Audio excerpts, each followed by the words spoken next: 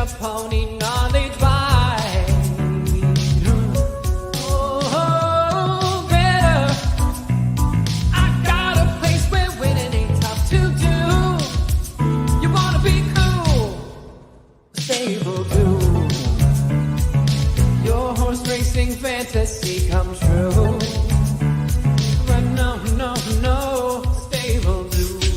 Download the Stable Duel app and play today.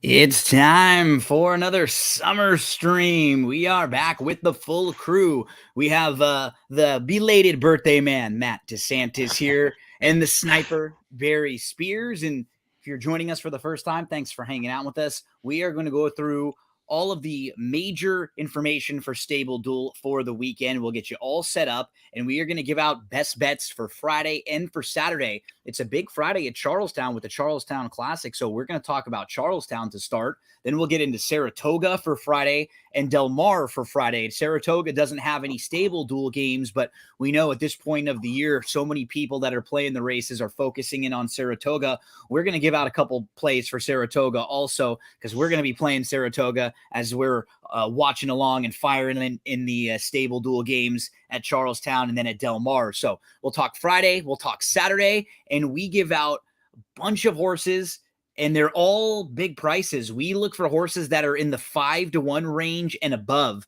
It's because for Stable Duel, that will really help you build your lineup. And those are the type of horses, if you have one or two of those horses in a day, they can really make your day. A pick 4, a pick 5, they can be the type of horse that changes things. So, Maddie, coming off your birthday week, my friend, how are you doing? Doing well. Not feeling a year older necessarily. You don't look any older, though. You look fantastic, my friend. I gotta say, you look younger. Look younger, actually.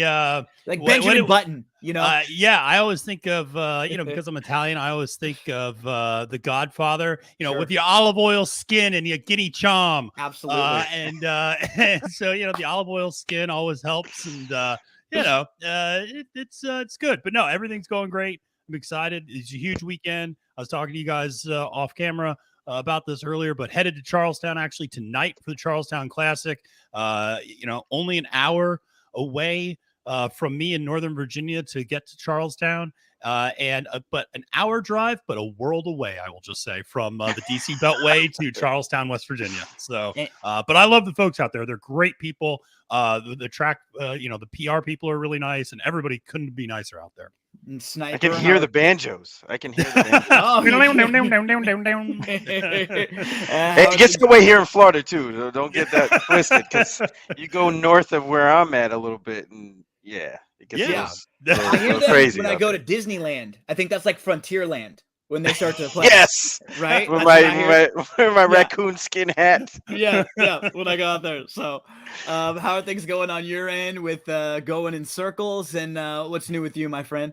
It's just living the dream, man. I got no complaints. I love horse racing. I love everything. I love everybody. So all's good in the hood, as they say. I hope everyone is safe around. There's been some crazy weather too over the last week or so. So a lot of rain down in Louisiana area and Texas. So keep safe wherever you are. We're going to do our best to entertain you for the next little bit and get you set up for all the big races this weekend. Matt, remind us the schedule for Friday. What contests do we have available for those who want to play Stable Duel? And if you don't know what Stable Duel is, if you just stumbled across our stream, think about daily fantasy format. If you've ever played DFS style for football, a lot of people have probably fantasy football, where you have to build a lineup based on a salary cap. So what's kind of fun about that is it really does take some strategy. You can't just use the chalk in every race. So we're here to try to help you and give you at least a couple races throughout your lineups where you don't have to worry about using the chalk. You can use a horse that you won't have to spend up a whole lot, and then you can build around and spend up in other races. Give us the schedule for Friday, Matt. Yeah, absolutely. So the Friday schedule, obviously the highlight is the $20 contest for the Charlestown Classic. And that's a 13 race card. So that's always a lot of fun, a lot of strategy building out your stable for such a large card. And so that's a $20 contest and $1,800 pot. There's also a $50 top 10 contest for Del Mar today, as well as some smaller contests at Gulfstream. So if you're down in the Sunshine State with Barry, get yourself going with a couple of plays at Gulfstream. Eat that tapita. We all love it. And so it is, I love that surface. And so I don't care what anybody says. But yeah, and then obviously tomorrow, I don't know if the schedule is posted yet, but expect a big day at Del Mar with the Pat O'Brien Stakes out there. So should be a lot of fun. But yeah, Charlestown, Del Mar, Gulfstream today. And as I was telling you guys earlier, this is my 1-year anniversary of playing Stable Duel. So in 1 year, incredible. You can really make a lot of progress. You have done awesome. You are really good. You understand it. You get it. Like, you just know what to look for too. You look for overlays in the right contest to play, and you've introduced your family, and your dad has loved Stable Duel. And I mean, think about all the racetracks that you love playing, the Assiniboia Downs tracks, and how many tracks that you basically just started to play because of Stable Duel. Sam Houston, some of those times when we were playing. I mean, I can go through a lot of different tracks. I will say, for people, like you were saying earlier, Gino, for people maybe stumble across this feed, haven't played yet, I would say you become a better horse player by playing Stable Duel. In my opinion. Absolutely. And you get introduced to so many more horses. You play so many more cards.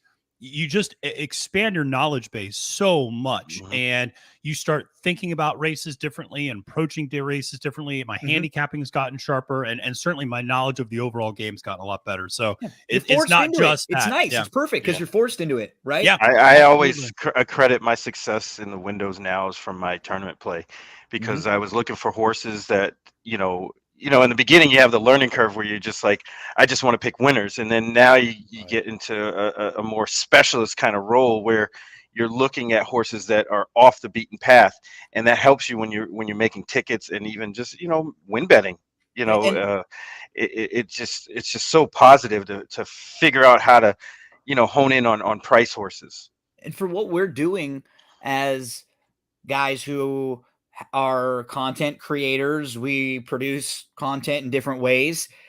This is the way I always want to hear horses talked about and given out when I listen to shows. I want to hear people give out price horses, because what do I care if someone's giving me a heavy favorite, right? I mean, like, I'm not really into the win percentage, and so I think it really helps kind of moving forward, because I'm always looking for someone, even if their horse runs dead last, if they can sell me on a horse that's 8-1 or 10-1 or 12-1, I'm going to listen to them next time. It's really not as much about the results as it is the process. And that's what one thing I've really, really been able to do over the last couple of years has been a little more selective, a little more disciplined. The more and more I do it and sort of look at it, demand certain prices, and let's jump on into it. Let's talk some Charlestown for Friday. I've got one play for Charlestown for Friday that I wanted to give out, and it's in race number 11. It's in the Oaks, which is right before the Charlestown Classic.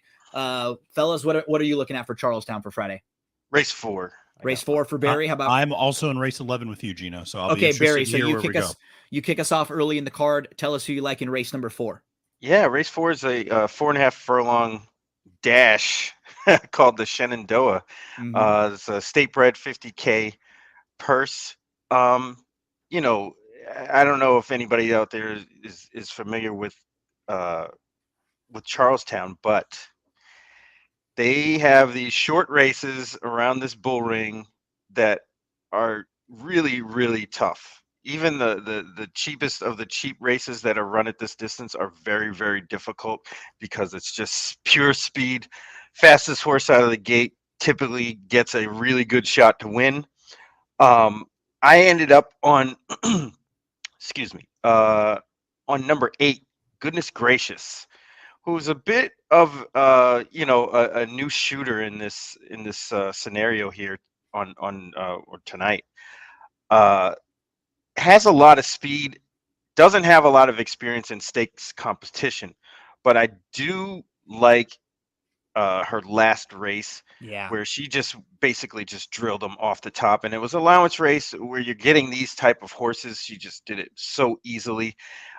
Getting a rider switch to the Barnes go-to rider in Wesley Ho. I just think this is systems go, because I like the outside post, can clock everybody inside of her. But it's a tough task. She's 6-1 on the line. Good play in stable duel, especially. I think she might get bet down a little bit. But if she stays at 6-1, that's just fine too, because we can just play her to win at 6-1 also. I feel like it's a T-shirt too, where you got like the systems go for Ho, or there we go. You right? got a nice little rhyme there going. Yeah, And it just comes natural sometimes. I love it. Rolls off the tongue perfectly. So goodness gracious, to get you one that you can use earlier in the card. And this is a perfect type of horse, because at 6-1, that's the average that you need in the stable duel lineup at 5,000 to build a 10 horse lineup at a $50,000 salary cap. So if you want to spend up in one race, then in the next race, you're going to have to use maybe a 10-1 shot or so. But if you want to go kind of dial down the center all the way, you can use horses like goodness gracious all the way through. And if this horse gets bet down a little bit, it won't matter at all, because you're going to lock her in at that 6-1 price in stable duel. So a nice play for the sniper earlier on the card. Maddie, we both move to the Oaks. So one thing, if it's a race that we both attack, we think that perhaps the favorites are a little bit vulnerable, or maybe worth going in a different direction. So tell me who you're looking at in the Charlestown Oaks. $500,000. If you haven't spent time looking at the Charlestown card for Friday, you have plenty of time, because it's an evening card. 5:00 p.m. Eastern time is when it starts. And they have stakes races really early in the card, even like the one that Barry was talking about in race 4. But some of the really big races start in race 9 and above. They have $250,000 stakes races from the 8th race through race number 12. So just a big night tonight, Matt. Yeah, big night. And the other thing, Barry mentioned is a bull ring. So if you're not familiar, this is a 7-furlong 2-turn race. And so that's something to keep in mind, because a lot of these horses are sprint horses. Yep. And may not always be accustomed to going 2 turns. They're accustomed to the distance, but the track configuration can certainly throw things off a little bit. So I really like in this race the number 8, Lady Scarlet. And this is a horse that's 5-1 on the morning line. That is going to cost you $6,000 in stable duel. But I think I kind of drew a line through that turf. And that's all you have to do, right? Yeah. I think that was just to keep the horse fresh more than anything else, maybe. And bottom line is, and sometimes this can happen with me occasionally, but I sometimes will get biased towards horses that I've seen run. And I saw her run that Miss Preakness and looked so impressive at Pimlico. And so this is a horse that absolutely has the speed figures to contend and absolutely has the ability to win here. Has run that 7 furlongs at the Beaumont, and you might go, well, finished 4th, but you're nobody's Monterey is not in this race. Yeah, she won by 8. So, exactly. She that group. And so, I think that's just one where you don't draw a line through it, but I don't think that's an indication that she can't handle 7 She draws furlongs. the rail in a sprint, and she's chasing Monterey. That's a really difficult circumstances for her that day. So I'm fine with kind of eliminating it too, not really using it as her best. Like, look at the Miss Preakness, look at the race at Aqueduct as races that make a lot of sense and are probably comparable to this race here. Stakes races that are a little bit below the very top 3-year-olds. Yeah. I think she fits pretty well. She does. And the other thing I'll say is, one of the things about the bull ring is early speed is the name of the game. Like, you need to get out there and you need to cross and clear. And so I think, particularly with these 2-turn sprints, if you want to refer to them like that, it's going to be important. You don't see deep closers coming a lot. So you want to get on a horse that's going to be near the lead, on or near the lead, I would say. I mean, I remember that was the case certainly last year when I was at Charlestown for this sequence of races. In fact, sometimes early inside speed is actually the best. I remember, I think it was race 10 or 11 until we got a horse that started at post position 4 or outside that actually ended up in the winner's circle. It was just kind of a cheat code. So you want to get on that early speed because it really holds up at Charlestown. So that's why I like Lady Scarlet in this spot. And one thing about Lady Scarlet that I noticed is she was favored over Echo Zulu Echo Zulu's maiden win. Yeah. That's Which funny. is kind of interesting because, obviously that means or indicates that the horse has some talent, and she certainly does. She has Yep. every right to win this race. Yep, she's always supposed to have been good, and she's just really kind of putting it all together, and just tossed the turf race. I went right next door, and this is a filly that I just saw run at Louisiana Downs, and she's really quality. What's nice about her, she's a 3-year-old that's already run 15 times at this point. Like, you don't really see this very much. Well, it's She's- supposed to be. I know. Yeah. She's 14. It just Right. her and Sir Alfred James are Yeah. they're running a contest. Who's going to run the most this year? Yeah, So- the rail horse in here has run 16 times also between those two. And the only difference is that Free Like a Girl's just been in more stakes races. I mean, she's really quality. She's a 7-time stakes winner. She's a Louisiana bred. She has 1 stakes win against Open Company. And she, in her only race at 7 furlongs when she was at Delta Downs, which is a bull ring style racetrack, she won by 18 lengths. And she sat just off and absolutely crushed Louisiana breds. Now, the 2 times recently that we've seen her face Open Company, it was going a little bit longer. And I don't think she's just quite as good at a mile and a 16th. This might be the perfect distance for her because she has a little bit of speed, but she's not nearly as quick, I think, as some of the others in here. I think she'll be tracking more. She was in a race at Louisiana where I didn't like her at all that day. She drew the rail and there was a lot of speed in that race. I thought she was going to be buried in the inside.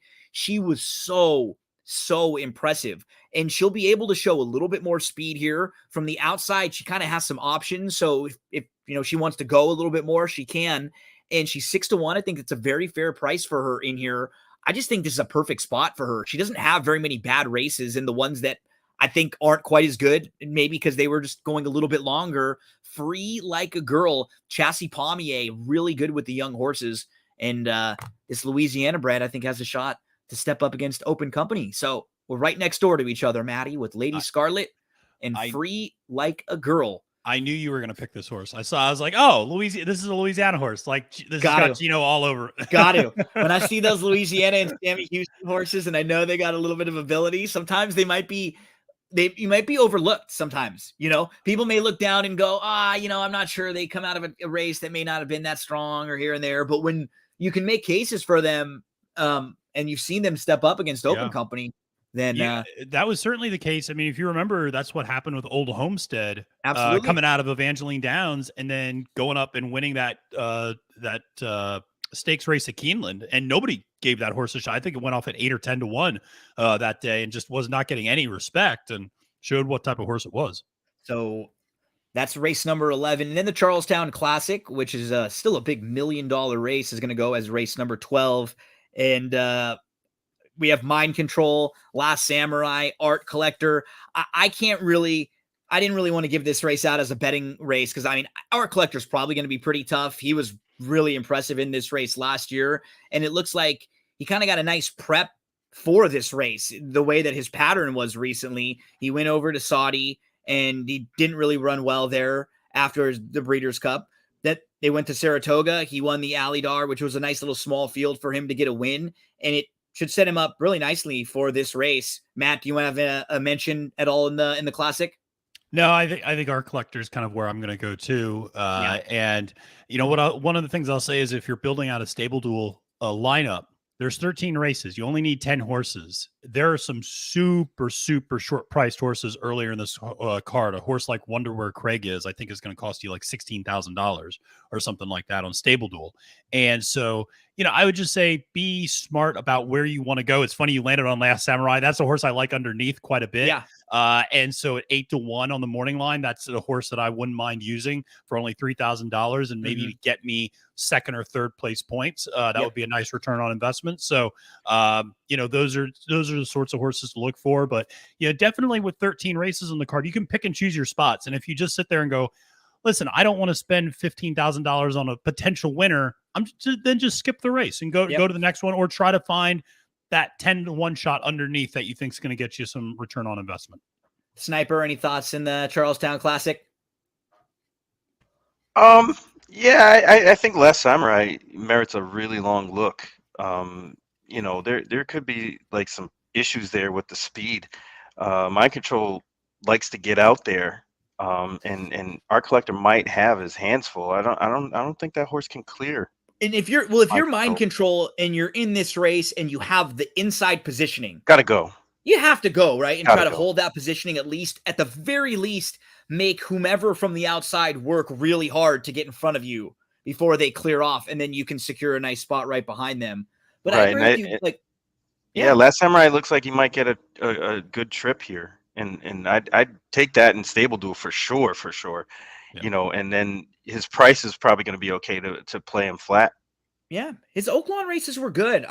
He owes me nothing because I liked him in the Oaklawn handicap that day, and he floated up and he had a weird race. He was like on the lead and he backed up a little bit, and then he came back on again. And that's going to be in the big race at Charlestown tonight, the Charlestown Classic, $1 million up for grabs. Good luck, anyone who's playing at Charlestown tonight. They have a big Stable Duel contest. Remind us, how much does it cost to get involved at Charlestown tonight, Matt? Only $20 to get involved, and super affordable. Yeah, super affordable. And I'm gonna actually pull up the payments really fast just to give folks an idea of what they can get for their. I always like doing that, right? Letting people Just gotta know. make sure I can stay awake. Yeah, I know a lot of the ones on like Monday and stuff. Yeah, fall asleep before they're over. At least you can get your lineup in. Right. It's not so late that you can get it in, and then you can kick back and wake up in the morning and see if you got any extra in the account. Yeah. And so, yeah, it's a $20 buy-in, and the winner gets $300, second place $200, third place $150. The really great part is places 12 through 25 all get $40. So the top 25 all at least pay out and double up your $20 investment. So real nice contest to get involved in tonight. Great. Awesome. So that's for Friday over at Charlestown if you're looking to play. We'll also start talking Del Mar in just a minute, but let's get to Saratoga first for Friday, and let's dish out a few plays for anyone who's playing the races at Saratoga. I thought a really good card with a lot of New York bred stakes races on Friday. I'm looking towards the end of the card. It looks like Barry's got plays in races 6 and 9, and it looks like Matt has plays in races 4 and 10. So let's start with Matt in race number 4 at Saratoga on Friday. Matt, tell us a little bit about who you're playing in the 4th at Toga on Friday. Yeah, so the race 4 is a 7 furlong race for on the dirt for 2-year-olds, state bred, maiden special weight, 88,000. And I went to the far outside with the horse with no name, who's going off at 10-1 on the morning line, only going to cost you $1,000 on Stable Duel. So very small investment, allows you to, gives you a lot of flexibility. A couple of reasons I like this horse. One, although we got it, we get in this trap sometimes, even though there's no Stable Duel at Saratoga. Right? Oh, that's right. Crap. I always forget that. I'm so used to doing it. It doesn't matter. It's a 10 to, you know what I mean? It's a great price, but still 10-1, and I still like the horse. But I do the same thing. We get caught up in that when we're talking about the other games. But always slips my mind. But but I really like this horse a lot. And if you want to use him up top, if you want to use him underneath, I think he's going to give you a really good price. I like him for a few reasons. One, there's a lot of first-time starters in this race. He's raced once before, gotten some of that, experience out of him, so to speak. Has kind of gone around once. It was pretty green effort, obviously. I also really like that Maker's putting the blinkers on. That's something I always, we always look for equipment changes. A lot of times in maiden races, they can make a really big difference, help focus the horse, get the horse out there, especially breaking from the outside post position. I always like that. Last time out kind of broke more towards the inside in that second post position. So making that inside out move is something we also tend to like, especially with younger horses. Breaking on the far outside, I always like that, just because if they break out, it's not a big deal. They're not rumming it into anyone. It's a little less concerning. Also, you get Irad aboard. I mean, I think that tells you a little something as well. Mm-hmm. Going from Tyler, who's a great jockey, but going from Tyler to Irad is, particularly Saratoga, is a jockey upgrade. So you're getting, a really hot jockey, obviously, coming on him. And then the other thing I'll say is Sharp Azteca. We need to start talking about this sire, because Sharp Azteca is just firing out winners in his first crop. And I mean, he's winning, his progeny are winning at a 24% clip. I mean, we talk about Gunrunner winning at a 19% clip, and certainly, time will tell regarding Sharp Azteca and the quality maybe of some of those horses at the high end. But really like the pedigree there, like the blinkers, like the post position, like the jockey upgrade. 10-1, I think you're getting a really nice price. With Irad aboard, this horse will probably get bet down, but I still think you're going to find some value there in the 4th. So that's race number 4 for Maddie. Nice little 10-1 shot there. Sniper, we're going to head to race number 6 for you. Tell us who we're looking at in the 6th. All right. The 6th is a turf sprint, and I don't know what the weather's like up there. I think it's going to be okay. So I think so too. I was checking. I think we'll be okay for earlier on the day. It looked like it was kind of spotty. So hopefully, yeah. It won't get washed out. Hopefully not. But this is allowance $95,000 allowance state breds, going 5.5 on the melon turf. I went with number 2, Patria. It was kind of funny. This race didn't have much speed in it on paper, especially for this type of a 5.5 furlong turf sprint, right? There's maybe 1 or 2 others that you think are pretty quick, but it's not. Well, the only one that I could see really was the 8 Missing Link, and he's $1 billion and probably isn't as fast. Yeah. so I was looking at Patria as a lone speed kind of horse. Yeah. He's getting a rider that is very good on the front end in Ricardo Santana. So I don't have any qualms with him. And his last race off the bench from May to July 29th, he ran pretty damn good. And I think he can improve off of that last start. I mean, it was his first time with winners.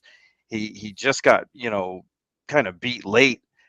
That race stacks up against anybody in this race, and him having that little bit of advantage with the pace and should be out in the lead. I think it's a good play. At 8-1, he might even be up higher than that, to be honest with you, when it's all said and done. I hope he is. It seems like they're gonna bet Irad on the 7, Lisa's Vision, but man, 8-1 is a great price. If he's for a horse who 6 or 7-1, it's still a great price on a horse like that might have a tactical advantage. Yeah, could be on the lead there early. Second off the short little break there. Second time over the Saratoga turf course. That's Patria, the number 2 for the Sniper in race number 6. So Maddie, I believe we both have a play in the 8th race as we shift along a little later on. I am looking at the number 4 in here, Mischievous Dream, at a bit of a price. Now, what I like about Mischievous Dream is she's coming into this race off of a race against Open Company last time out. This is the Yotto handicap for fillies and mares 3-year-olds and up. So this is New York breds. And she faced Open Company last time out sprinting. She was 5th, and she finished behind a couple of next out winners in that race. Bay Storm won going wire to wire. Bay Storm is in really nice form. Came back to win a stakes race at Monmouth next time out, a $100,000 stakes race. The runner-up, Ready to Venture, came right back to win their next start, a turf sprint over at Colonial. So it was a good race, and there was no passing. The top 2 were just 1-2 all the way around. So I think Mischievous Dream now stretching back out. If you look at the races when she was going a little bit longer, she's right on the lead and going to be sitting a lot closer. Her race in April, where she finishes 4th, she probably needs the race. That was her first start since August of last year. In her race in August of last year, when she's going a mile, maybe there was some sort of an issue because that was the race that caused her to go to a layoff. I think you can kind of pick her apart a bit, and she makes sense. With a big effort, she could be right there with some of these, and her price is a little sneaky because a couple of these races are kind of muddying up her form. Javier's been riding really well at the meet, and he's not getting the same type of 2-1 shots like he was used to be getting. When he's winning right now at this percentage, he's winning on a lot of bigger prices. I think she's a really interesting pick 4 type of horse to use. She won at a mile at 2. She misses a ton of time from November of 2020 to April of this year. She has just 3 races. So all that time from the end of 2 to the early part of 4, like a real development part of her career too. And I like the spot for Mischievous Dream. So that's going to be a play for me in the late pick 4. I'll use her. I'll bet her to win if we can get anything over like 8-1. I always love when I'm saying about all my betting and stuff, and Milo's looking up at me too, like, yeah. It's like, I want some of that There we go. action. Yeah. Pop.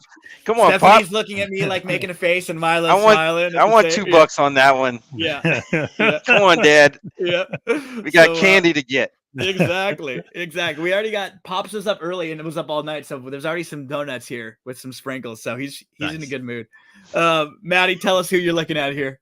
Yeah, I think Sniper's in this race as well, so I'll be interested where all three of us No, go. I am not. I thought this Sniper's race in the was too 10th. tough. Oh, okay. Or the 9th. Yeah, I got the okay. next one. All right. So I like the one horse, Ice Princess, and this is a horse that's 8-1 on the morning line, and part of the reason, hey, there he is, Yeah, getting those ponies. Yeah, so he's got to win that, get that Mischievous Dream money. So love it. So yeah, I like the one Ice Princess. I think that this is an example of a horse that it's funny you talked about running against Open Company. That was something that I also liked here. Yep.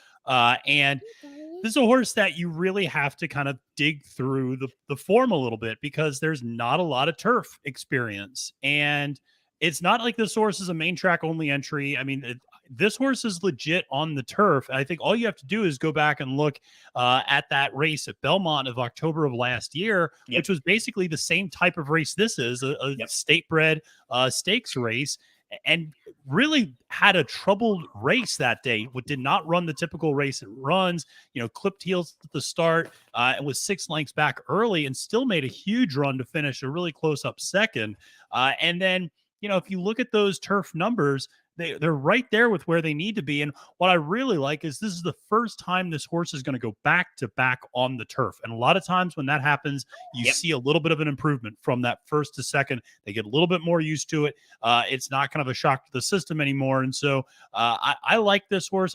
Should save ground on the inside, obviously. Should be early speed in a lot of cases. And early speed at Saratoga has been holding up on the turf pretty well. So definitely like that. And at 8-1, I think gives a lot of nice value here. So I think this is a pretty wide open race. So I like Ice Princess in the spot. Yeah, I like when you guys, take a tough race like this and end up on different horses. That tells me that this race has chaos potential. Yeah. And it's not just going to be a chalk fest in this race. And it opens my eyes to multi-race bets and things like that. So, that's another good thing about what we do here every Friday, because it can alert other players and even if it's not the same horse, right? But just that race, just the race in general. Like this one, I thought it was too tough personally. Yeah. But you guys have some sound arguments for some price horses that I'm definitely going to consider. Well, we're gonna go right next door, Sniper, in race number 9. Tell us who you're looking at in the 9th. Yeah, man, this is another one that I thought was a kind of odd race. It's a 45,000 optional claimer, non-winners of 2 state breds, which is a weird condition. It's kind of almost too specific, to be honest. It should just be a straight 45,000 state bred claimer, but we're in the age of everything in horse racing. It's very detailed, very specific with the conditions. I ended up going with number 1, Perfect Munnings. If you look at this horse's races outside of his Open Company races, he runs very, very well in the state bred realm. His race on August 29th of last year, arguably could be his best race. And he wins by 5 at Saratoga, same trip, same class. Off a layoff too. He was off since March 14th, came back August 29th, wins by 5. I'm thinking that they're going to try to pull the same maneuver here, especially getting, with Luis Saez going to be aggressive, get this horse out. Maybe this horse is a kind of horse for course. That's what we'll have to find out. At least what we see on paper, he does like it there quite a bit. 12-1, I couldn't resist. Nobody in this race looks so overwhelmingly good that they can't get beat. The morning line favorite, the 4. The 4. Oh, I'm sorry, the 3, Key Point. doesn't look all that overwhelming. His numbers are okay, I guess, and that's what they're kind of banking on. He's 2 wins, 3 starts. He doesn't look He's impossible gotten to kind of beat here. soft trips too in some of Right. his Yeah. races. It looked like perfect setups both times. I watched the race, especially the one at Aqueduct, where he didn't win, but he still got a perfect trip. He's been favored every time he's been on the track. So, I'm not really sure Chad Brown's numbers on the dirt. I'm guessing they're not as good as what his numbers are on the turf. So, he might be a little bit vulnerable here. I'm gonna move to the outside with the number 12, Anejo. Oh, that This was my is second horse, actually. I was going to give 2 on this one, but I decided nice. not. But Anejo was my second horse because I played him that day. He finished second, And he ran a well. distant second. He ran really well, He drew and the rail probably here. needed that race. Yeah, Yeah. he drew the rail here, so he's the number 2, even though he was the inside. So you could tell he just had because he draws the rail after a slowish start, he's kind of pushed in, and then he's forced behind horses. Instead of being on the outside, he'd be able to kind of settle in wherever he wanted. But he's traveling really well. He's 8th of 9. He's only about 5 lengths off or so, but you can sort of see he's kind of move into some traffic. He's starting to make up ground nicely, but right here, he's just got nowhere to go. And as the horses in front of him are all able to move up, he has to wait and now try to figure out what he wants to do, because there's a horse to his outside. Sort of has to let that horse go if he wants to move to the outside, because he already tried going up the inside and that didn't really work. So he is going to wait, and he's going to tip to the outside. And it takes him a little bit to kick into stride, because he has to shift around a little and he has to move from the inside to the outside. But watch him now in the black cap. He moves all the way to the outside, and watch him really start to get into stride and how close he makes this race once he responds to a couple taps of the whip in the outside here. Really starts to kick in, and he makes this thing a lot closer than you kind of think. As the 8 horse starts to separate here, he kind of passes with some momentum and he's moving pretty well. I thought it's a great spot for Anejo. That was also a race against Open Company, and now he moves back in with New York Breds, and that was his first start for O'Neill, so they figure him out a little bit. Maybe they can tweak something, just a thing or two here. I like Anejo in this spot.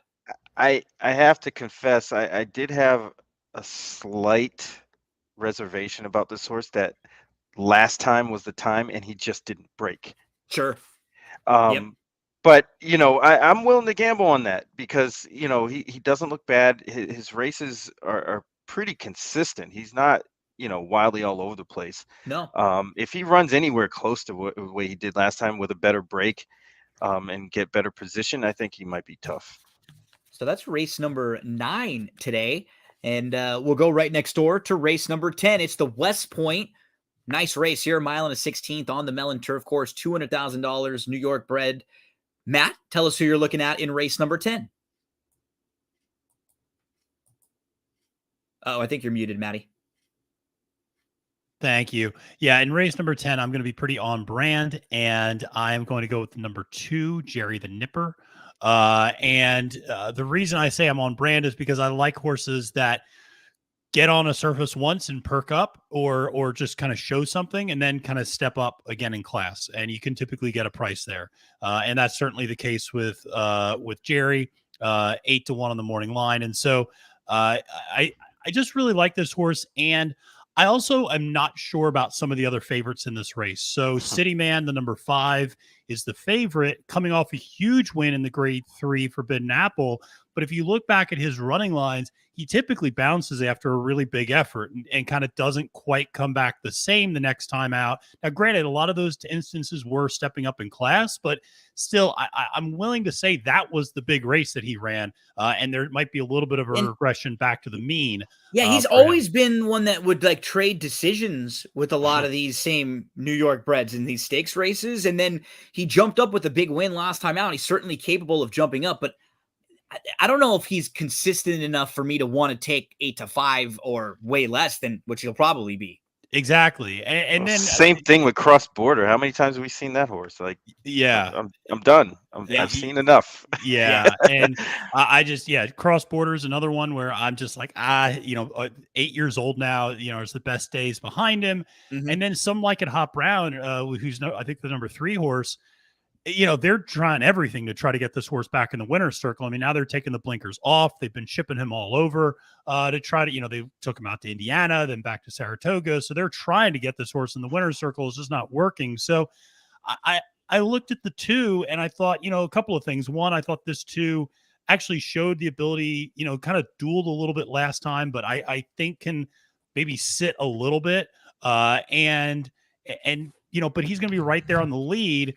And again, in early speed in these New York in these Saratoga turf races have been holding up pretty well, and so you kind of want to be on the lead, and not just because they're carling around the track, but I mean, if you look at that Belmont race that was a mile on the turf, they went 22 and 45 in that race. Yeah. I think Irad or Joel Rosario would be arrested if they went that fast at Saratoga, and so.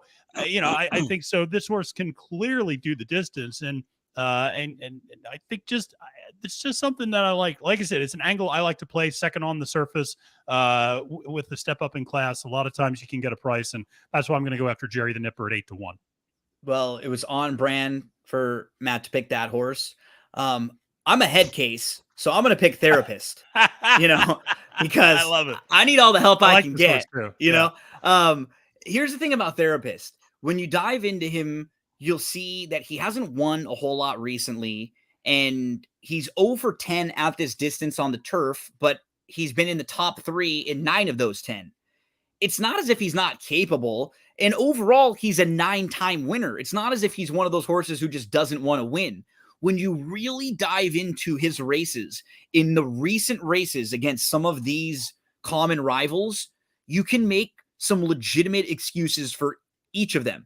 Let's just look at his last few starts. So the May 30th race, he has a brutal trip. He settles inside. He's about 5th, 6th. He keeps to the inside. He has absolutely nowhere to go. He's looking for room all over. He has to take out up, and he ends up just missing second that day, finishing behind a couple of the rivals.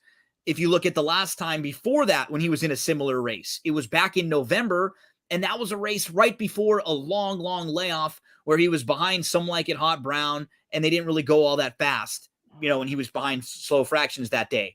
You look at the race prior to that, he was beaten a nose by City Man. I mean, he's right on the wire with City Man, who's going to be 8-5, when he actually has a legitimate trip and a legitimate shot. He should be saving all the ground. The key for playing him, like, he's a great horse to throw into your pick 4s and pick 5s.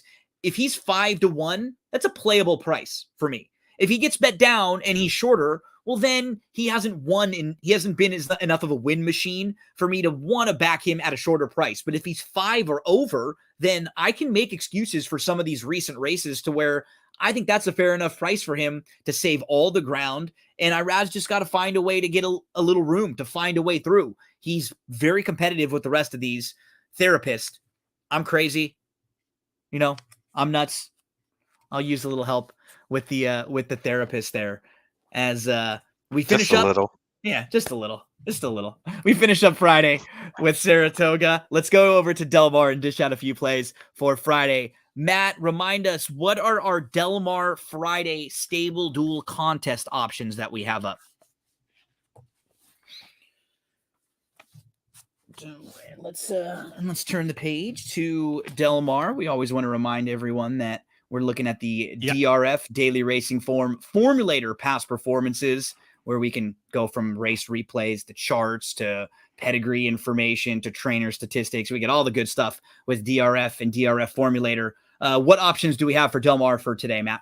Yeah, we have the $50 top 5, limited to 3 entries. And so obviously big payout there for Del Mar today. But I think a really fun card to play and a lot of ways to go, obviously, in an 8-race card. So that's the big dollar game today. Yeah, it was where was it last weekend? I guess it was Del Mar. No, it was Woodbine, the Woodbine Queen's Plate. I was up top. I was up top 2 different times with 2 races to go. In the lead. Oh man. And that's every time this happens, it's like I just need my last horses to just not be just awful. Finishing the money. Yeah, and both times it's like -12 and -16. It's like, oh my gosh. So I went from first, but I actually finished 25th, which was kind of lucky because that was the last place to get money. So I was able to double my money up. So But that was a big game that I was playing in last week. So I do have a little bit of ammo that I'm ready to fire away at the Del Mar game a little later on today. So let's pull up Del Mar. I'm going to be looking for Del Mar at races 2 and 5. So Matt, you've got 4 and 6, and then Sniper, you have 3 and 6. 3 Is and that right? 6. 3 Yep. and 6. Okay, cool. Well, let's go to race number 2 to kick things off, and I'm going to talk a little bit about Operatic in here, who is 6-1. This is a horse who's probably going to be coming from well off the pace, but I think there's a good amount of speed in here. Oh, we got to pull up Friday instead of Saturday. Let's get Friday up there for DRF. So Operatic, the horse who I'm going to talk a little bit about, is in an $8,000 claimer. They're going to be going a mile, and I got to say, Del Mar, even at this point of the meet, it's usually when Del Mar starts to struggle a little bit with their field sizes. The first couple weeks, people are really excited. There's a little bit of time off, but they have been fantastic all throughout the meet. And honestly, they've been better than Saratoga, like top to bottom, as far as like betting cards are concerned. Saratoga gets a little bit more of the star power still, but the field sizes have been really big, really good. Race number 2 is the race that I'm attacking on Friday with Operatic, because I think there's a pretty good amount of speed in this race. I know at least Secret Square is going to go. We know that Morning Addiction is going to go, and she's kind of quirky. And I wouldn't be shocked if the horse from the rail and even Warren's Memorable also goes. So I'm looking at Operatic, who is the number 6 for Paul Aguirre. And she's an 8-year-old mare who's going to be dropping in class. She's coming out of a couple tougher races, and she's actually been facing better for a lot of the recent races. Operatic, 2 starts back, was behind La Castiglione, who has won 5 in a row, including a couple small stakes races over at Arizona. And before that, back-to-back losses to Rapid Transit. When she came to a level that's kind of comparable to this on July the 2nd at Los Al, she was a pretty good third that day. She was last early, but then she moved up the inside right behind the leaders. And it's really tough at Los Al to be down inside there. Sometimes it can get really tight quarters, and the way the track lays out, you kind of have to move into it early, and then you flatten out a little bit. That's exactly what happens. I'm looking at this race with, Warren's Memorable for sure, Secret Square going for sure, stretching out, and then Morning Addiction, who was bizarre in this race last time out. She gets the lead up at Pleasanton, and she opens up, and she's favored, and she's kind of cruising, and then all of a sudden, she looks like she's about to pull up. The entire field passes her by. She drops back. She's like 20 lengths out of it. And then she starts going again. And she kicks back into it. And she comes back all the way and she finishes third. It was bizarre with Morning Addiction. But I'd imagine they're going to send her. So I'm looking at Operatic coming from off the pace. 6-1, 5,000 in your stable dual lineups, in your stable dual games. That's my first play for Del Mar. But I believe we have race number 3. Who's in the third race right next door? That's the Sniper? Yes, it is, my friend. Okay. Maiden special weights, buddy. Let us know who we're looking at here. This is maiden special weight going a mile, Del Mar. Now, this is like the quintessential stable dual play. You have 2 Baffert horses in the 2 Caramel Road. Yep. And the outside horse, hard to figure. Now, these horses are going to take a lot of action. Yep. 2-year-olds, Bob Baffert Barn, showing speed.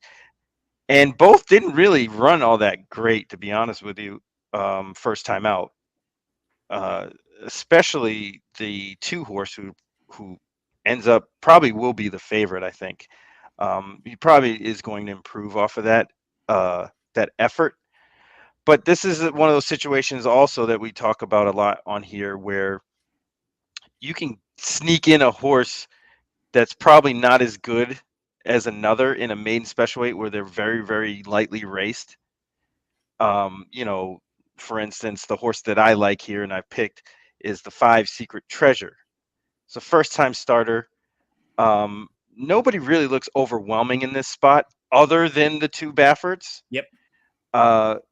And I would have a hard time thinking they're going to finish 1-2. Now, there's always that possibility they can get beat as well.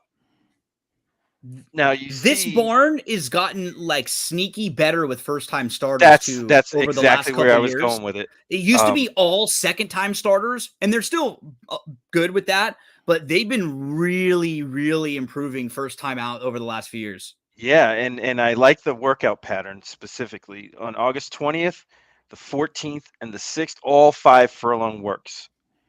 I would hope that this horse has a little bit of a foundation there. Obviously, it's nothing like racing, but Yep. there's not much in here besides the top 2 in the betting, at least in the morning line. So I can merit this horse at a decent shot that he's probably going to be a pretty good price too. And then in stable duel, you're only going to pay 3,000 for him, and could score some points. And if he so happens to win, you're in even better spot. Stam was a 3-time winner who was grade 3 placed and grade 3 winner, graded stakes placed. She was nice, and she produced 4 siblings. All 4 of them won. We saw Santa Guapa win early, win the debut.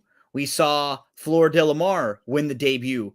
2 of the 4 of them won first time out. So damn good, classy. 2 of the siblings were win early, showed precocity, and they're all winners. I think this is like a must-use horse if you're playing pick 4s and pick 5s in this race.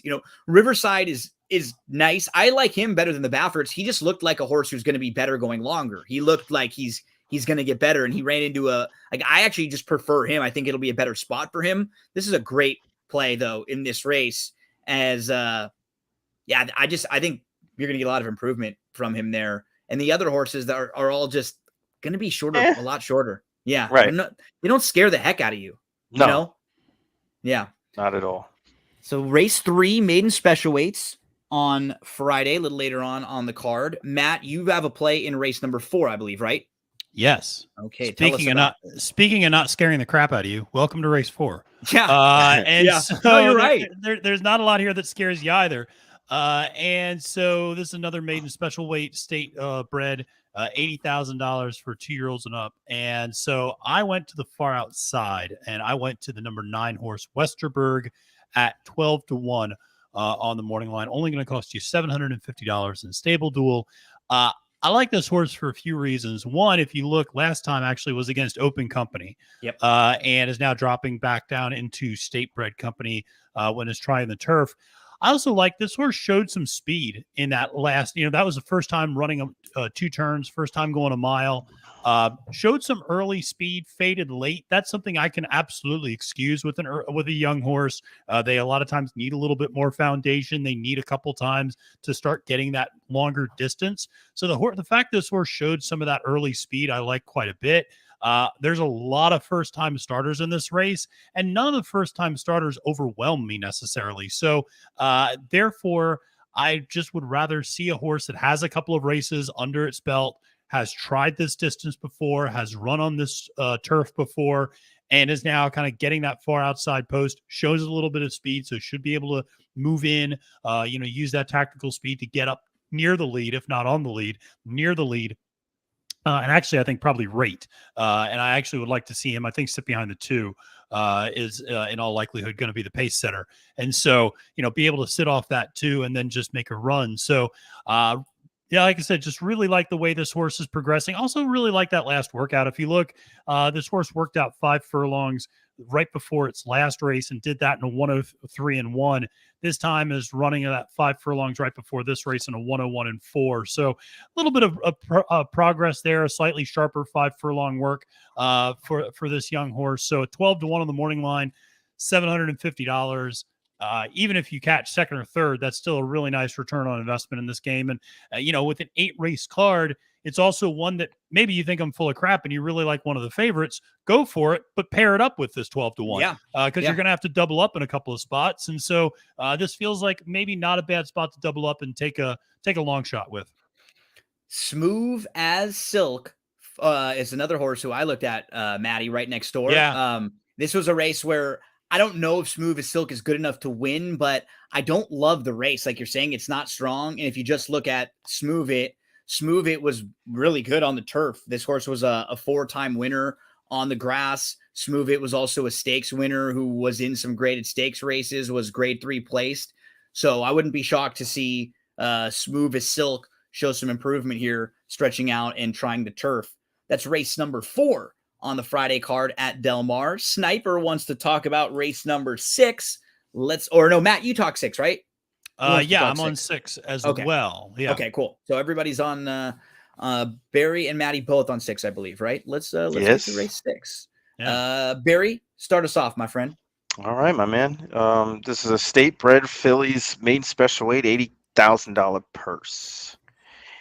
And I ended up on number 9, Jesse Bear, at 12-1 on the morning line. Now, this horse was run 3 times, once on the synthetic going sprinting 6 furlongs, and then 2 times on the turf at a mile.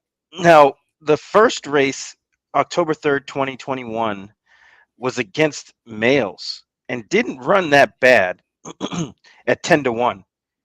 The comment in the form is bump start 3 wide willingly. I'm sure that was a really good experience for her because she ended up going in a $75,000, listed stake for fillies and kind of finishing second at 14-1, going the same trip that she's gonna get on Saturday, today. Jeez, I thought we were already in Saturday. I know, yeah. But and then she came back off that layoff from October 30th, 2021 to July 29th this year, and didn't run all that great. I think probably needed that race. And I think this was the one that they had in mind the whole time. And I expect the improvement. She ran a figure that was comparable to what she did off the bench or in October, her last race in that stake that she ran pretty good in. I think there's some improvement there. This field isn't that spectacular by any means. So she has a real shot at a decent price at 12-1. So that's where we're landing. Stable duels, obviously you're going to get a nice break on your using the money that you have available at that point. So I think she's going to be a real good play here, even on the win end. Maddie, who are you looking at in race number 6? Yeah, I agree with Barry. This is a very wide open race, it feels like. And so I ultimately went with a pretty big price, with the number 4, Margot's Girl, at 12-1. This is a horse that is coming back second from a layoff. It wasn't a very long layoff, only about 2 months, a little over 2 months, but or I guess close to 3 now, but is stretching out. And I think this is a horse that's actually going to like to stretch out. If you look at the pedigree, the horse should like distance a little bit more. So one of the things that I sometimes actually like to see is when a horse doesn't show any speed in a sprint and then goes up to a routing, because it's like this horse just isn't fast enough to be a sprint horse, and is not going to therefore get very engaged and very interested. I think stretching out is going to be beneficial. Does get a little bit of a weight allowance, obviously, also, and so gets a 7-pound weight allowance here, which going 2 turns is not insignificant. And again, I just wasn't overwhelmed by this field, so I just feel like whether you like Barry's horse or whether you like the 4 or another price, I just think this feels like a race where you just absolutely should attack a price. And I was going to take a shot with Margot's Girl, second off the bench, stretching out. I think it'll be more her style. So that's where I'll go in this race. Margot's Girl for Maddie. That is a little later on today over at Del Mar in race number 6. Barry and Matt both have a play there. I'll close things out at Del Mar in race number 8. I'm going to look at the one in here, Dear Bo, who's 6-1 on the morning line. Let's take a look at Dear Bo's last effort and she was the number 10 in this race that we are going to watch. And this was her 4th race, and she's kind of stepped forward now in her last couple races on the turf going long. That's what she wants to do. And so she's the 10 in here, and she's going to be taken back. And she actually had a fine start, but if you'll notice, she was going to be in this second flight of horses where they were about to stack 5 across the track. So she has to back up out of that spot. Then all of a sudden she was going to be a little bit wide. So she backs up out of that spot. Now she's 10th. That's how it happens in racing too. It's like, it's quick. And you don't realize, if you don't watch races, sometimes it looks like horses that are really slow, maybe have a little bit more speed and maybe a little more positional. And if you look at her races prior to this, she actually was able to show a lot more positional speed. And I think with the rail draw, she's going to be able to be a lot closer and not have to have this type of a trip. So she moves to the outside, and it looks like right now she's in an okay spot. But what ends up happening is she gets caught in between horses because the 4 makes an early move up to the outside of her, and now she's pinned in. So she's sort of stuck. She's traveling pretty well. She wants to go, but she's got where's she going to go? She's trapped behind the 1. Horse is backing up inside of her. She's just kind of waiting. Now she gets a little bit of room, and she's going to shift down to the inside there. And she actually runs pretty well, but the horses in front of her just all got the jump on her. She couldn't really do any more than she did right here. There was another hole. She hit that. Then she moves down to the inside. Like, she did a lot in this race, and she almost finishes 3rd. I think she'll just be able to get a completely different kind of trip with the rail draw versus the outside post that she had last time out. So I hope she saves all the ground in here at 6-1. You know, if she's over 4 or, you know, over 7-2, I'll make a win wager. And that's right what you need for Stable Duel in an 8-race card. So you're going to have to double up in a couple races today at Del Mar when you're playing your Stable Duel games there. So that is Del Mar for Friday. So we've got you Del Mar Friday, Saratoga Friday, even a little Charlestown Friday. Let's turn the page to Saturday. It's a big day at Saratoga. It is Travers Day there at Saratoga. So we had to dive in and talk a little bit about the Saratoga races. I believe Barry wants to start in race 3, and then Matt is looking at race later on in the card. Matt, I'm later on in the card also. Barry is looking at races 3 and then 8 and 13. So Barry, you start us off in the 3rd, and then we'll flip to a little later on in the card, and we'll hit it some of the stakes races at Saratoga. Tell us who you're looking at in race number 3. All right. Race number 3 at Saratoga is a 7 furlong race for state breds, allowance $95,000 purse. And I ended up on number 2, Bold Journey, who's 9-2, is on the lower end as far as morning lines go for us here. You know the guy who runs the stream here, so I'll put in a good word for him. You know, yeah. He can hook that up. Yeah. But if you take out this horse's March 5th race at Aqueduct, the Gotham, if you take that line right out, this horse would probably be favored. Yeah. I don't see, this horse not running well tomorrow. There's not really another race where there's nobody that's overwhelming here. The favorite looks okay. I'm not into it. This horse should have some positional speed, could be on the lead, could be sitting right off it if need be. I just think this is a good play, especially second off the layoff. It looks very clear that was a race that the horse needed, and this was the target. I just don't feel like the 1 is better than this horse. Bold Journey could be a nice alternative to some of the shorter prices in here. That's early on the card on Saturday, the big Travers Day card. Race number 4 is the Ballston Spa. That's where the stakes races begin.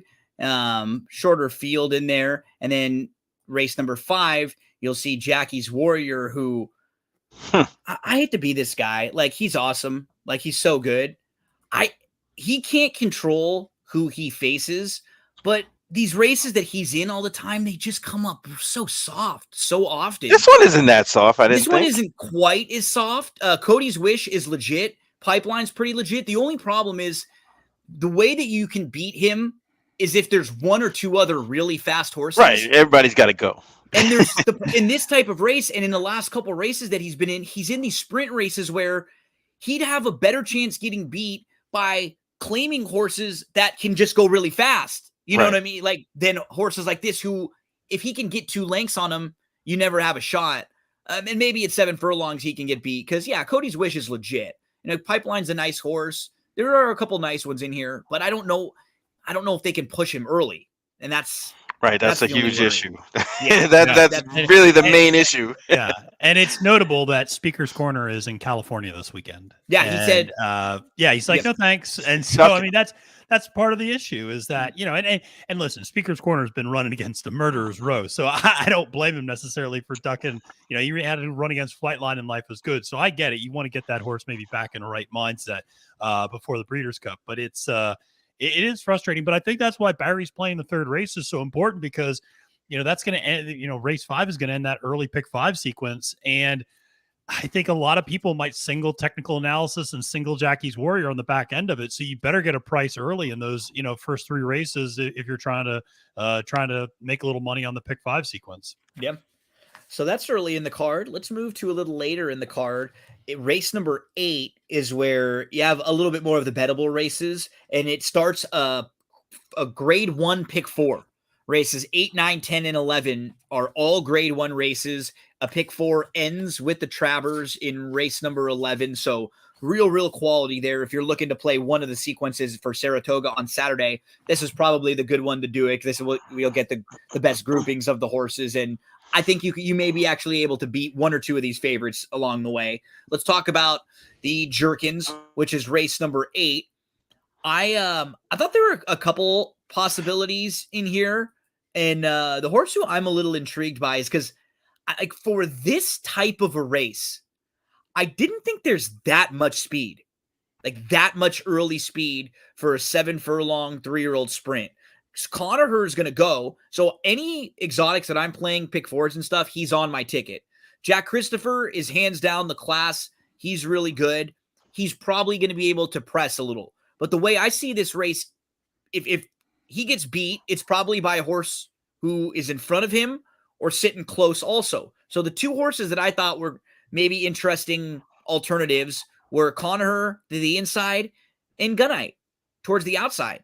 You know, Gunite, if you look at his 2 bad races, they came right before a long layoff and then right after a long layoff.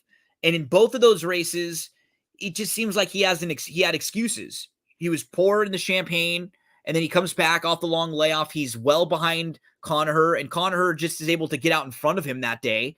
And he's getting a little bit more tactical and positional, and he's stepping forward and improving. I think he might be able to sit a nice trip from the outside. Gunite is a horse who I'd be willing to throw into some exotics if you're looking to try to beat Jack Christopher in here, who, you know, was 3rd in the Haskell last time out, and then Conacher's the speed from the rail. Barry, tell us about this 8th race. See, I saw it a little bit different. Nice. I thought there was a lot of speed here. Nice. I think Conacher, like you said, is definitely going to get out there. He's almost forced to. Yeah. Howling Time has a lot of speed, and you know, his best effort to date has come when he was on the lead.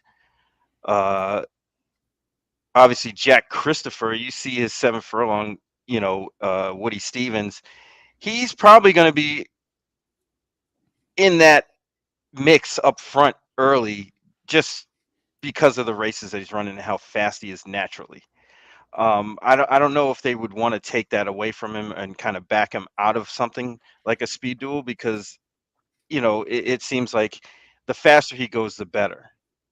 But that could be to his detriment with the other horses just running it, you know, all out early. And then I think Gunite might even, you know, kind of force the issue a bit. And that led me to Actuator. Nice. I like this horse. Who's a totally different horse since switching barns to Michael McCarthy. Ran a bang up race in his, you know, maiden win at Churchill, then went over and won a grade 3 at Indiana Grand. He's not the you know, the most marquee name, but he's run pretty good, 2 pretty good races, and he fits with this group. Mm-hmm. It's a good spot for him. You know, Yeah. especially if Jack Christopher doesn't show up. I mean, sometimes horses, they lose and they tend, you know, cutting back from 1 1/8 to 7 furlongs is not that easy anyway. And I think he may be a bit vulnerable here, and Again, Actuator can pick up the pieces, and he doesn't even have to be far back. He's not going to be like a dead closer, which is great. Matt, you were on with a couple different places. I was listening to you talk last night a little bit about Actuator. But you do respect Jack Christopher a lot. Oh, I love Jack Christopher. I mean, he's one of my just favored horses. And I really love what Chad did, which was like, he tried the 2-turn experiment and then it's like, all right, we're going back to sprinting. And like, it's not this like, well, let's try to get him a grade 3 going 1 1/8 miles or something like that. Like, no, like it didn't work. And we know something, we're going to go back and we're going to try to get the 3-year-old version of Jackie's Warrior. And we're just going to sprint. And that's what we're going to do. We're going to do 1-turn races. And this is, I think, his toughest spot by far that he's had. So I do think this will be, I agree. This will tell us a lot about him. That I agree with, right? If you look at the horses who he beat before the Haskell, there's 3 or 4 horses in this race that might Cap. Come on, man. better than any of those horses that were 2nd and 3rd to him. No, you're right. Like Papa Cap, there might be 3 horses in this race that are more like viable. Command Performance has just been an absolute dud. So absolutely. And so Actuator makes a lot of sense. I like this horse. I'm probably going to play him underneath, but I absolutely like Actuator here, and I think I think it fits in a lot of ways. And then we also get the return, not to beat up on him, but we get the return of Happy Jack. And so the question is, how many lengths is Happy Jack going to lose by? And you know what's funny is, since we had our talks about Happy Jack, he dropped pretty good races, levels that made a little bit more sense, and he ran 2 really good races. He won a race, and he came back. He was beating just the neck with some trouble. I'm just surprised he's here. I know, because I kind of, it seemed like he kind of found his spot. Kind of I'm actually not surprised. Horse. Doug O'Neill has done this before in a similar race. I think it was a 2-year-old race that he did it with. A horse that was kind of similar, that was kind of in and out, didn't really look like he fit, ran a couple good races and popped at a stake at Saratoga. So I wouldn't count him out. I'm probably going to be really against Jack Christopher here. Not that I don't respect him, but I just think that it's a tough thing to cut back from 1 1/8 miles to 7 furlongs and get the same kind of pop. So I'm going to look to try to beat him with who? Doug, I don't know. Maybe a few, Actuator. What Doug will do too is, on these big days, is they find some of these horses that they travel really well. A horse like Happy Jack has been all over the place, and he has no problem shipping for big races. And so when you have a couple other horses that you may, want to have on a card, you can send him to some good spots too along the way. And he's kind of, a horse that you feel like you can put him in different spots. But he's perked back up in his last few. Let's see if he can answer a class test and compete with these. That's race number 8 on Saturday at Saratoga, the grade 1 Jerkins. Right next to that is race 9. Nothing really that, from like a gambling standpoint in this race, in the personal ensign, I think it might be an okay bounce back spot for Latruska, because just playing it out in my head, I wonder if search results tries to save a little bit more in this race, because in the Ogden Phipps, she was right on the hip of Latruska. She opened up. She couldn't have asked to get more of an advantage. She opened up like 3 lengths at the top of the lane. She looked like she was going to go on and win that race easily. And then Clairiere and Malathot started to grind, and they both came up and went by her. And now they're going to have to go even a little bit farther. I wonder if she takes back a little bit, and that just sort of makes it easier for Latruska up front to kind of cruise along. That's how I'm playing it out in my head. Because I'm in these small races like this, you're always worrying about your rivals a little bit more than you are in a big field where you're just kind of running your own race. So I wonder if Pratt is going to be maybe looking back over his shoulder a little bit more this time, worrying about Clairiere and Malathot. Maddie, any thoughts on this race before we move on to the better betting races? Yeah, I think there might be a bounce back for Latruska. This is one where I think it's going to be very, like, I'm probably not going to bet it because there's just really can't find much value here. But this is one I'm very interested in, because this race could go so many different directions. I feel like there's so much strategy each horse has in this race based upon what happened in the Ogden Phipps. And I agree with you. I think Flavian, Irad was on board search results that day. Flavian's going to be on board now. They can't run, 22 and 45. Like we can't do that this time. Now, that said, because you just open it up for Clairiere and Malathot too much. Like they're just going to close. They're going to grind. That's what they do.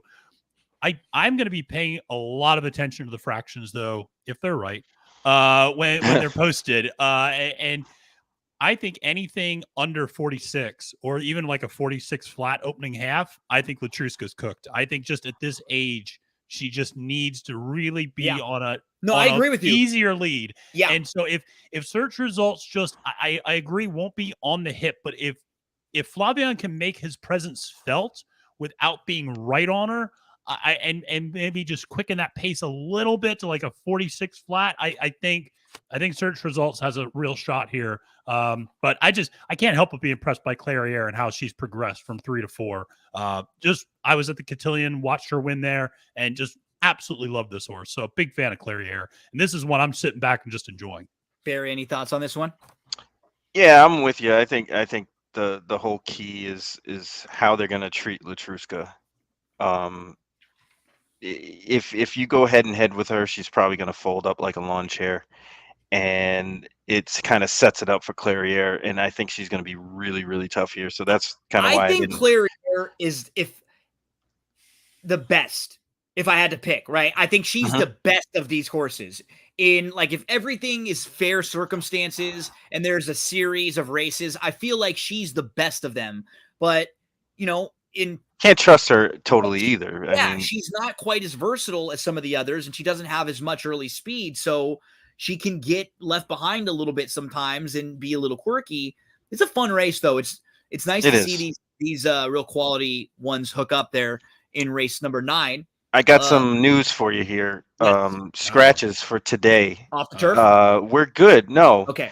Which is good. Mischievous Dream needs a rider. Okay. Thank you. Perfect Munnings, who I picked, is getting Jose Ortiz. Nice. And Anejo needs a rider. Okay. So a couple rider changes. That will be announced later. But yeah. Is that because I think COVID's going through the Saratoga? Yeah, it has been. So, I know that has been going on. So maybe that's what it is. Okay. I don't know. I didn't hear anything about Javier, and they didn't make too many jockey changes still. So I don't know what the deal is, but that's where we're at. Good info, Sniper. Thank you so much on that. Let's bounce right next door to the 10th, which is the Sword Dancer. And Matt, you have one in here? Yeah, I do. And this is one where, I'll be honest, how many times are we going to watch frickin' Rock Emperor and Trabhuvan and Gufo and Channel Maker run against each other? I'm done with this. And so this is not affirmed in Aladar. Let's move on. And so I just watching these horses run against each other constantly on the New York turf it irritates me sometimes because they just nobody really separates, dominate. Nobody separates. They just all alternate depending on the trip, depending on the fractions, depending on the footing, etc. So from a betting standpoint, from a win standpoint, I really like Broom. It's hard not to. Gino, you and I have talked about Broom before. Yeah, just an incredibly impressive horse. I mean, who when he loses to the absolute best horses in the world. And so I think is well positioned here. That said, I am going to use one of the other horses underneath Broom, and that's going to be Soldier Rising, which is the 8 horse in this race. And maybe this is a little bit of me just wanting to find a new face. But I feel like this is a horse that's going to like the distance. It's a Clement horse with Jose Ortiz aboard, which is always, trusted connections and a jockey I like on the turf. And this is a horse that also has been steadily progressing, seems to actually have gotten better from 3 to 4. And so I think this is a horse that, came up just short against Channel Maker 2 races ago, but, obviously sandwiched that in between 2 wins as well. And like I said, last year he's second behind Abir, right? Right. He's got some quality to him. Absolutely. No, he's absolutely got some quality to him, especially at this distance, and has run well over this turf, and is tactical too. If you look at those running lines, he can be kind of close, or he can be a little further back. Like he can kind of play it by ear and see what type of trip, and he can carve out his own type of trip. And so I like that versatility from this horse. And he's a horse at 15 to 1. I just feel like it is is going to provide some value. So if you sit there and look at this field and go, I like Broom up top, this is a race where I like it. I like going after exactas and trifectas, and that's where I'll find my value. And so Soldier Rising for me at 15-1 is absolutely a horse I like. And you're over another horse I like too, Mirror Mission, I think is a good one as well. Let's look at Mirror. Both of you are big fans of Santin, right? And give me that Santin money, right, Barry? Where's that? Right, man. Still like spending that Santin money from Churchill. So in that race, Mirror Mission was second, was beaten a neck right behind Santin, right in front of Adamo there. Following that, a couple months off, comes back on July the 15th, right here at Saratoga. In the race, Mirror Mission is the 3 in here. And I remember because Mirror Mission got bet a little bit in this race and got bet down to 7-2. And he's taken back early. He's going to end up settling about 9th in this field of 11. And it's about 10 lengths off or so once they start to spread themselves out and stretch out a little bit. And he's down on the inside. This is going a mile, the race that we're watching. Now, the question for him will be going a mile and a half. Does he really want to go this far? But I think with the outside draw, he'll be able to secure a pretty nice spot close up, and he'll be able to have every opportunity to kind of get the jump on some of the others. So now look where he is. He's kind of buried behind horses. He gets stopped kind of, down on the inside when he wants to go, when he's traveling well. And the real key is when they start to turn for home and he starts to really move, there are just a wall of horses that line up in front of him across the racetrack. He just gets stopped. He has nowhere to go, and he has to wait and angle around, and they wrap up on him late. That's why the running line looks a little bit weird with him. So watch the 3 now. He has to sort of back out of this spot, and he's waiting, and then he's going to kind of move to the outside and start looking for some room. But the problem is, look when the 3 lines up. Where's he supposed to go?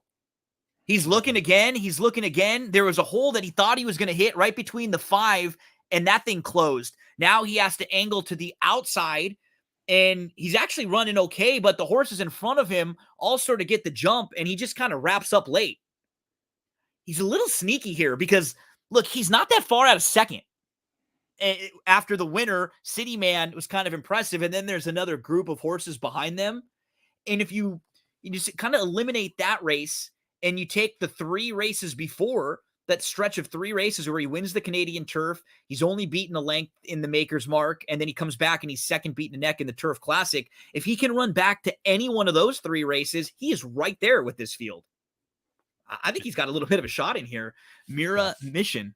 So, yeah, that'll be a play for me in the Sword Dancer. Before we head to Del Mar, while we're talking Travers Day, we have to at least talk Travers. And I think Barry's got one more in the 13th too. So let's talk Travers.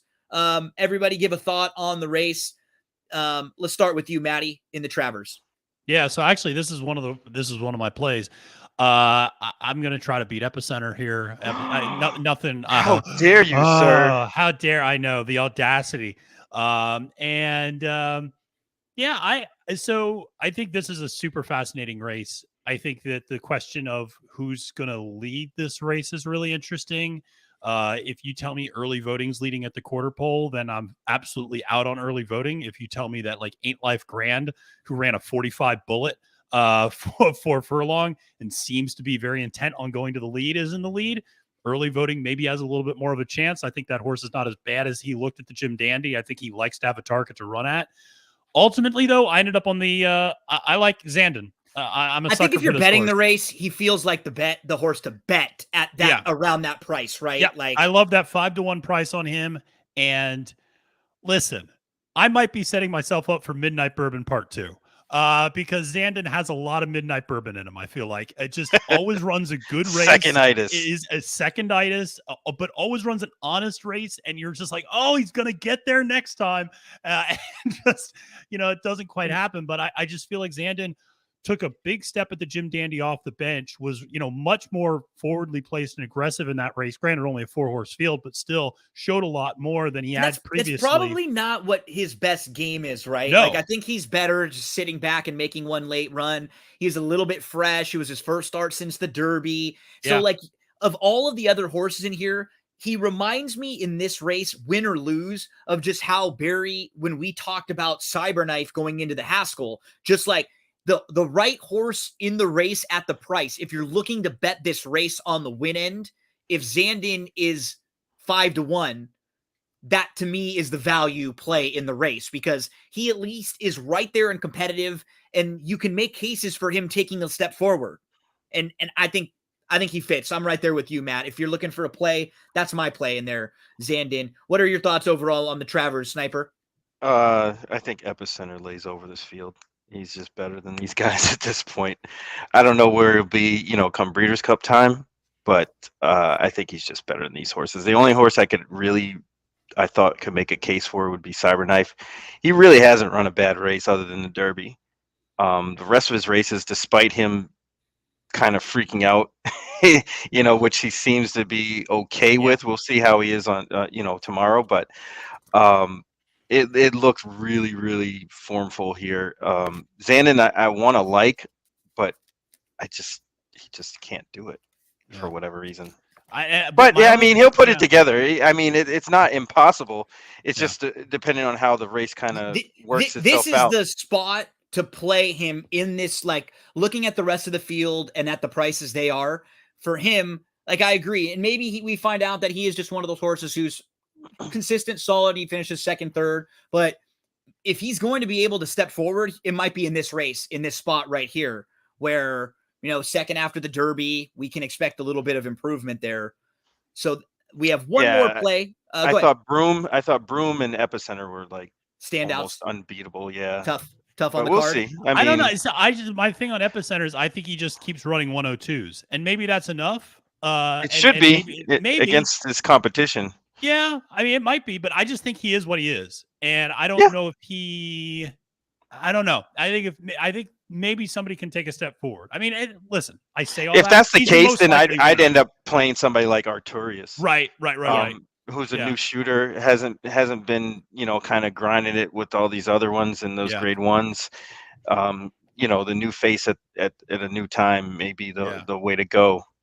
I just don't know who that horse is beaten. Right. Especially based off what Creative Minister turned in at Parks. So that was rough. Close us out, my friend, on the Travers card. Who are we looking at in race number 13?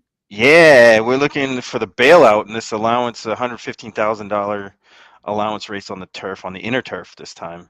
I ended up on Wicked Groove, and if you can pull up his last race replay, that'd be excellent. Yes, sir. Because and you don't even have to show the whole race, just the stretch run. Okay. That's like the whole issue with this race. So he's the number 6 in the race that we're going to be watching here. Yep. And you'll see it. It's pretty clear what happens once he hits the stretch. The horse is making a move.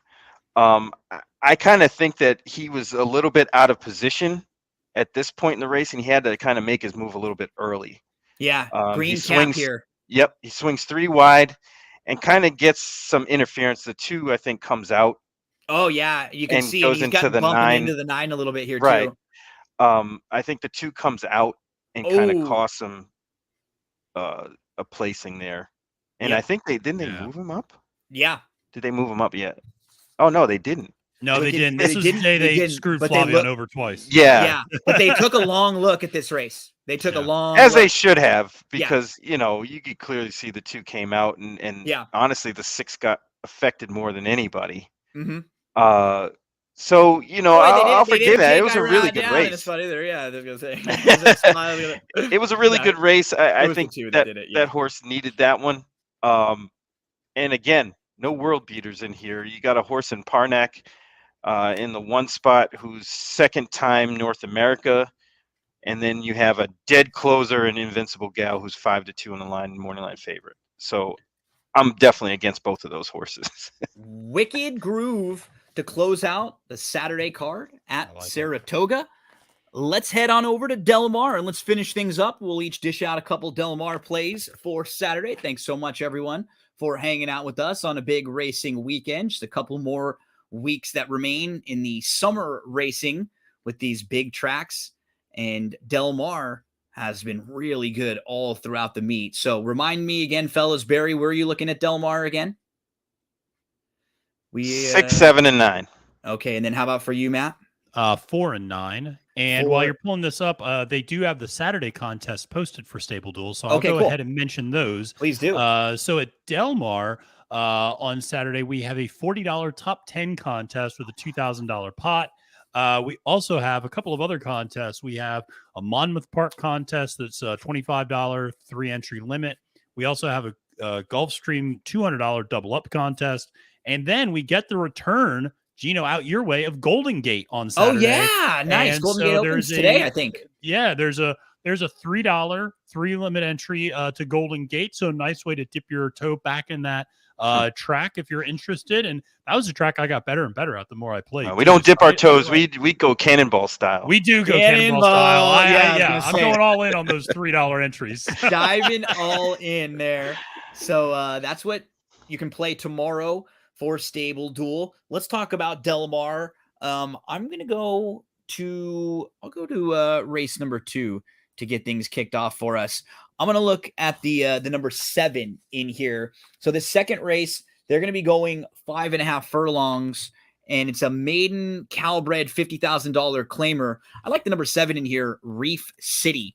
So his debut, he draws the rail, and he's in tight quarters. He has to kind of move through. He ends up really starting to make up some ground, and it was a sneaky good effort, finishing third that day. So he draws the rail in a big field, finishing third. Now he's able to move towards the outside in a race where I don't see any monsters. I love the fact that since that race, he's come back and he's trained well in the mornings too. So I'm expecting him to step forward. Reef City, the number 7 in race number 2. He's 6-1 on the morning line. So I think that's a very fair price, and that's a nice horse to use in a Stable Duel lineup there. Any improvement at all will right there and get you some nice points. So that is race 2. We have race 3, right? Who said the third? Somebody said the third? I have the 4th. Fourth, nope. Okay. Matt, tell us about race number 4, who you're looking at. Another Calbred maiden claimer here. Yep, Calbred maiden claimer, 2-year-olds, 5.5 furlongs on the dirt. And I actually like 2 horses in this race that I'll give out. So I like the 6 and the 7 for different reasons. The 6 looks good on you, though, which is it's just a funny name, is because it makes me think of Caddyshack. And it's 8-1 in the morning line, only going to cost you $3,000. This is a horse that's stepping down in class. It's ran a maiden special weight last time, now dropping down to a maiden claimer. Also is getting the blinkers on. If you look, this horse last time out was kind of sitting mid pack and just didn't really show a lot of interest, and kind of dropped back pretty precipitously. Like I said, it's getting the blinks this time. Also was running against a really good field. The Big Wham, Kangaroo Court, both were next out winners, and so obviously getting a little bit of a class drop here. Like I said, getting the blinkers put on, I like that for the 6, and then for the 7. This really just speaks to trainer intent. Steve Maiati, it does pretty well in these spots. Winning 18% at first starts, winning 24% of debut maiden claimers. Hondo Crouch, the number 7, is only going to cost you $6,000 on Stable Duel, 5-1 on the morning line. And certainly has some intent there. Some solid works leading up to this, very regularly scheduled, which you like to see from young horses. A little concerned about all the gate works, but that's, maybe a little bit of a nitpick.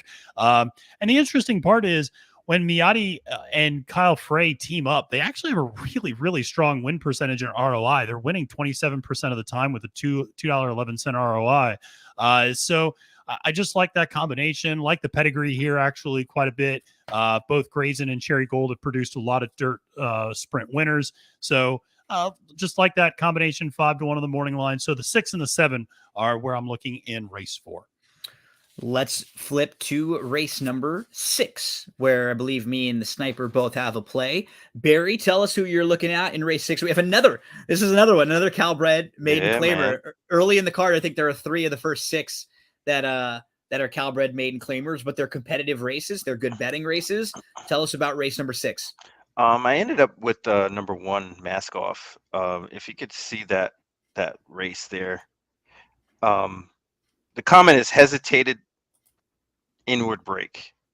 This horse is the 1 horse on the rail, and I'm going to speak about that in a second after you see this. You know, you can really see what happens. Yeah, He can't miss it because the horse That's is on it. the rail, and Yep. that was pretty much it. Yep. That's all you need to see there. And then the horse switches barns, goes into the Jonathan Wong barn, who's good with new acquisitions. And then the drop makes a lot of sense here, just a slight drop. And I think that being on the rail for the second time instead of getting a different post position might actually work in this horse's favor. You know, after seeing what happened the first time and being in that spot, horse is going back to the same place, so it won't look all that unfamiliar. You know, I'm expecting him to break a little bit better, at least in that. I don't think hard he to needs break to be worse. right. Exactly. You know, there's not a ton of speed in here on paper, and I don't see why this horse can't be close to the pace, if not right on it. The horse who I'm a little bit interested in is the 9 Damasio. So Damasio's debut was pretty good.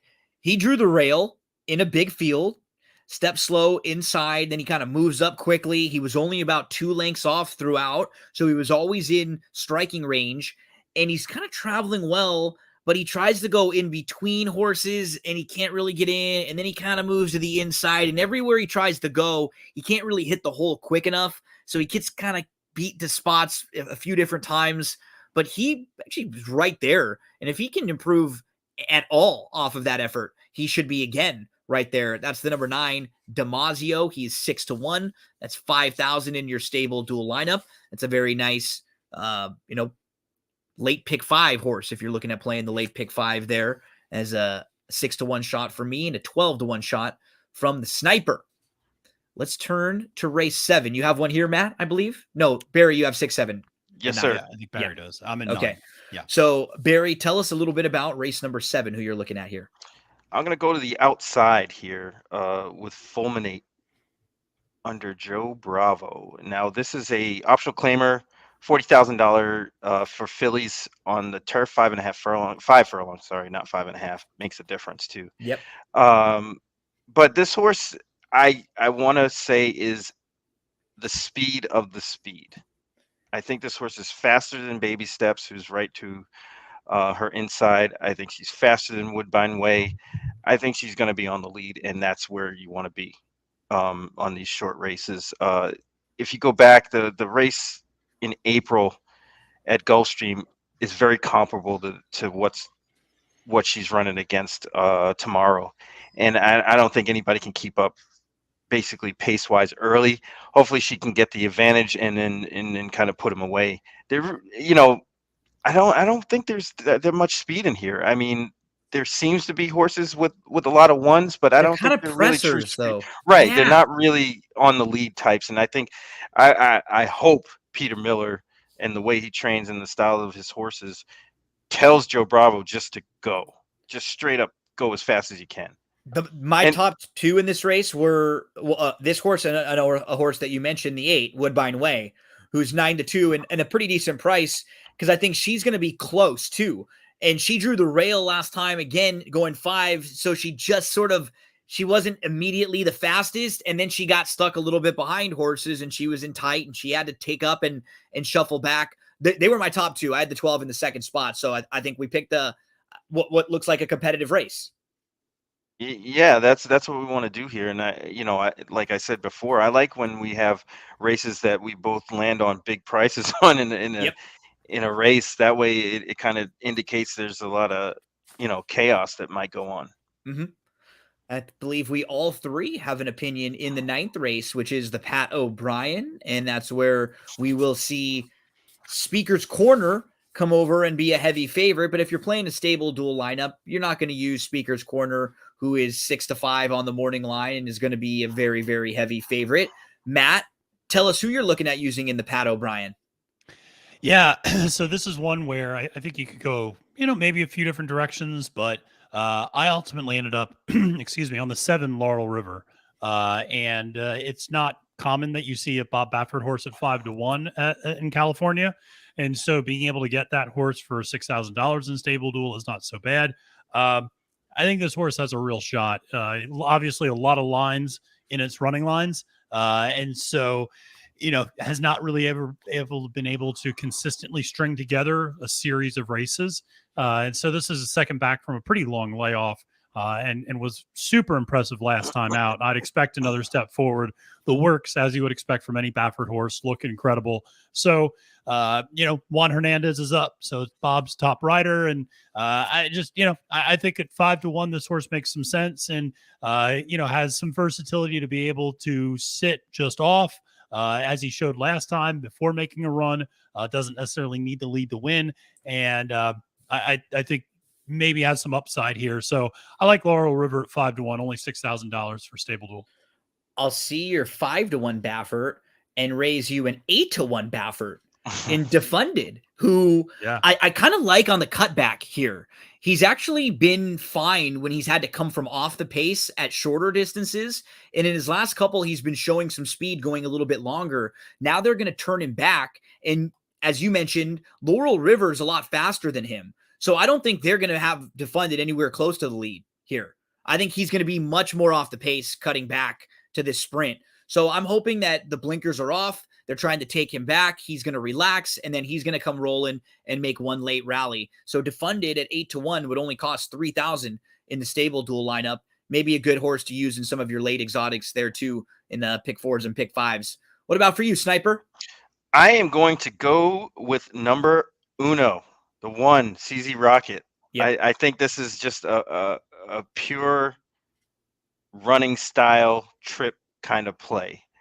My assessment was that Laurel River, Defunded, Speaker's Corner, they're all going to be kind of going at it up front. And that would set it up perfectly for a horse like CZ Rocket, especially at that price, a horse who has good races at Del Mar, kind of likes the distance too, 3 for 7. And the best part about it is I've been really keeping tabs on CZ Rocket because I was enamored with this horse back when he was on the East Coast and he was running at Churchill, and then all of a sudden he just started winning races. Yep. And from that point going forward, he really had a good run. And he tailed really off last year. Yeah, he tailed off a little bit last year for the second half of the year. Probably needed a break sooner than they actually gave him one. But he ended up getting it and comes back off that on July 23rd at Del Mar at 6.5 and ran a really good race against some pretty decent horses. Diamond Oops was in there. Apprehend is another horse who's pretty good that he beat. So I think it was just a stepping stone. And sometimes a win like that can give a horse confidence. I think this is a good spot because the pace scenario is kind of in his favor. So that is Del Mar for Saturday. One of the big races that we're all going to be attacking is the Pat O'Brien. Make sure to get involved in all the Stable Duel games this weekend. Hopefully we were able to lead you to some winners at Saratoga and at Del Mar for Friday and for Saturday. Maddie, my friend, thank you so much. You've been doing a lot. You've had a lot of great content out there. So everyone make sure to give Matt a follow on Twitter. You can check out right there where to follow Matt. Also, the Sniper, check him out every Monday on Big Mondays. I'm going in circles. And if you follow me, it's me, Gino B. Everything that I have going, I'll always post out there, all the content that we have coming up. Maddie, my friend, good luck to you this weekend. Thanks so much, buddy. Sniper. Yep, thanks. Good luck to you and everyone out there. Thanks so much for tuning in. We'll be back again every Friday. This is one of the best parts of my week, getting the chance to Joey talk with my buddies. Let's do it. Let's do it. Joey, you're a part of this show each and every week. Say goodbye to us, my friend. Better, you want to spread your pony, not